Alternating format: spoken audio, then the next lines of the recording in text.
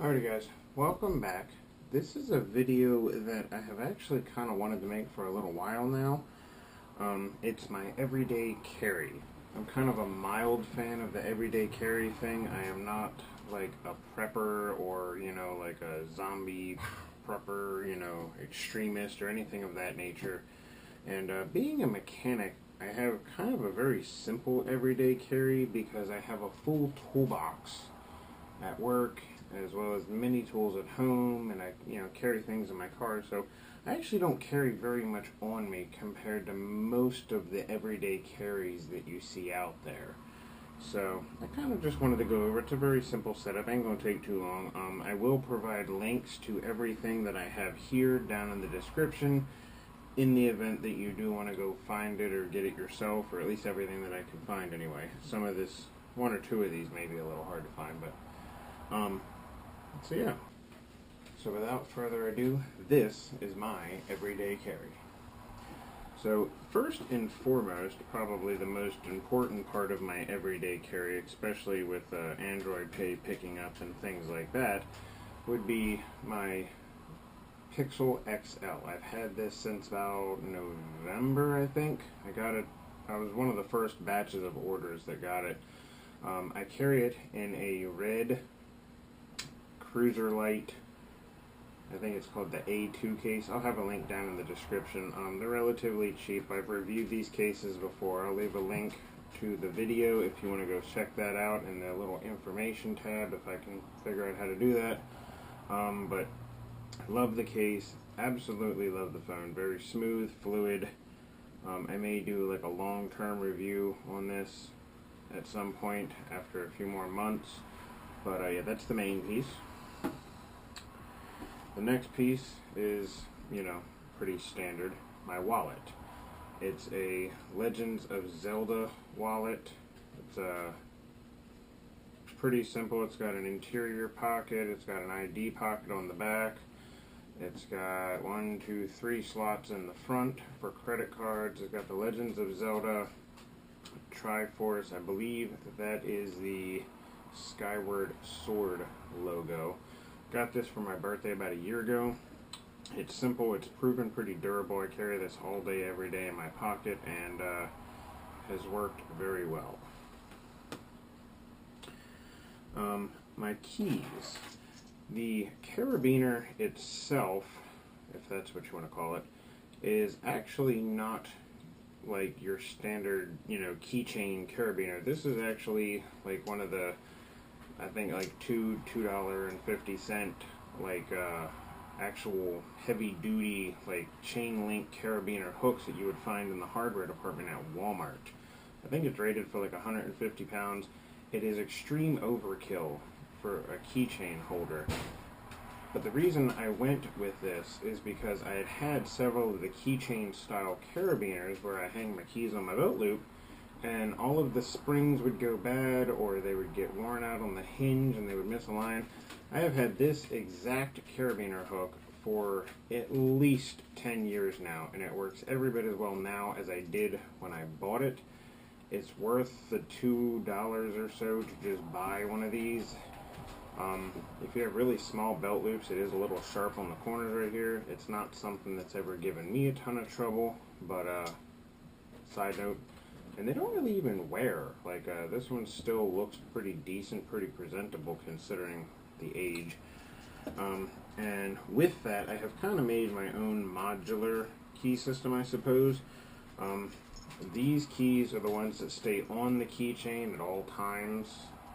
My house key, toolbox key for work, and then a small piston keychain, which actually may be older than the carabiner itself. I bought this from Pet Boys. I'll have a link to something pretty similar down in the description, but this particular one is quite old, and you can, I can't really get a close-up on it on this camera, but it's got a lot of wear and tear on it, a lot of grease and grime down in it.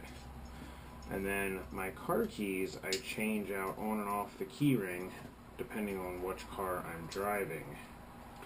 These are the keys to the green Civic, and on these I have the Swiss Tech Utility, which actually opens up, and You get a Phillips head screwdriver. I guess that's a bottle opener.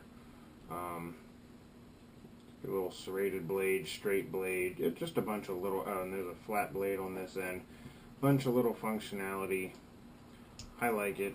I actually found that. I don't remember where the hell I even found it at, but I found that. So that's the first set. The van keys, I actually almost never even clip these on the carabiner because I'm usually wearing gym shorts or sweatpants or a bathing suit or something when I'm out with the kids. But these are the van keys, despite saying Jeep on the back. I don't have a Jeep. And this is a Nyetais doohickey. They have a few of them. I don't remember exactly what the distinction between them is. This one has got a really large flat blade with kind of like a little mini, I don't want to call it a blade, but like a place where you could use to cut open boxes, something, bottle opener, a couple different wrench sizes with some measurements marked down the side here. Got it from Lowe's. I'll leave a description in the or a link in the description if you want to check that out. And then the last but not least is the keys to the red car, the ones that I actually have on me the most frequently. And this is a different Nyetais keychain, maybe another doohickey. I don't really know the difference between them, but I'll have different links for the different ones down in the description. This one's got like a little nail file kind of thing on the side, as well as a more rough one right here. Bottle opener, serrated blade, flat blade on the tip here.